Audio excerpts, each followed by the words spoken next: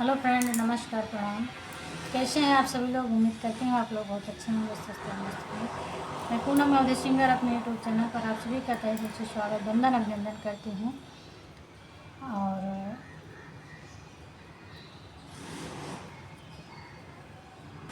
मैं आप सभी के बीच में एक बहुत ही प्यारा सुंदर सा बेटा विवाह गीत लेकर आए। फ्रेंड, गीत को पूरा सुनिएगा और गीत मेरा अच्छा लगेगा तो अपना अपना प्यार दुलार ज़रूर दीजिएगा। तो बहुत ही प्यारा गीत है, गीत को पूरा सुनिएगा तभी आनंद आएगा। एक भाई अपने बहन के यहाँ न्योता लेकर नहीं जाता है, नौआ से न्योता कटवाता है। तो भतीजे की शादी पड़ी थी, तो देखिए बुआ उसकी बहन क्या क्या बोलती है। बाबा के दुआरे वासु पड़िया के पेड़ेवा, नौआ तोड़ई भीने सारे जी। भितेरा से निकली है बुआ हो कावन रानी, भैली डेवड़िया के ठाड़े जी।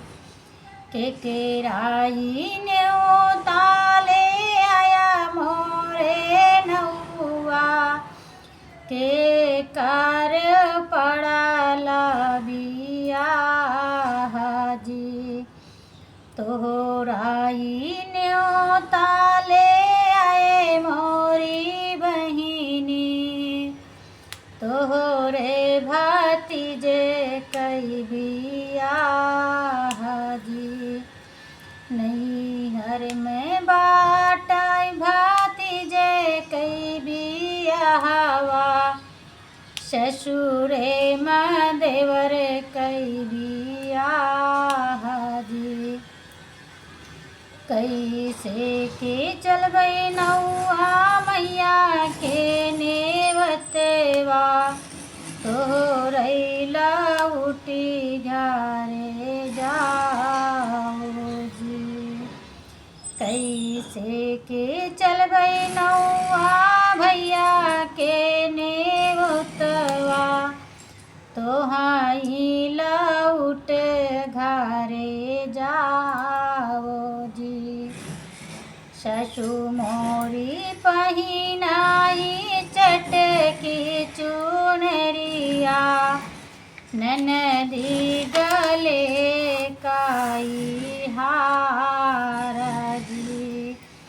हमें बाऊ रहिया डेवड़िया के ठाड़ी, नैहर से केहू नाही आए जी। दुआरा से आवाई बेटा कावन रामा, धई मायरिया लागे जाए जी।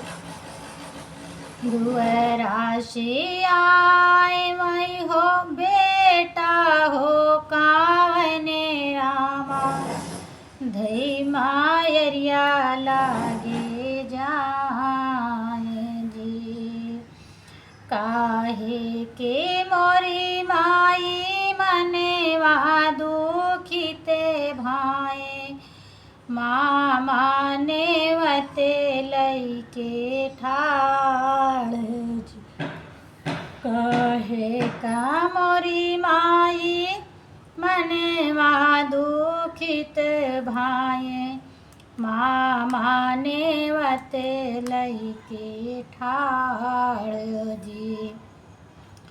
बैठौना मोरे भैया रे तुली पालंगिया, करऊ ना भैया जाले पान जी।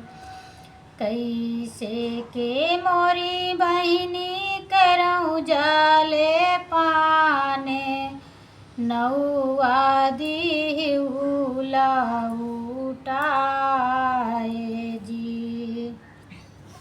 लेऊ अपन न्योता बहिनी जाऊँ अपने घरवा, मैया लखत होई है राह जी। लेऊ आपन न्योता बहिनी जाऊँ अपने घरवा। मैया लखते होई है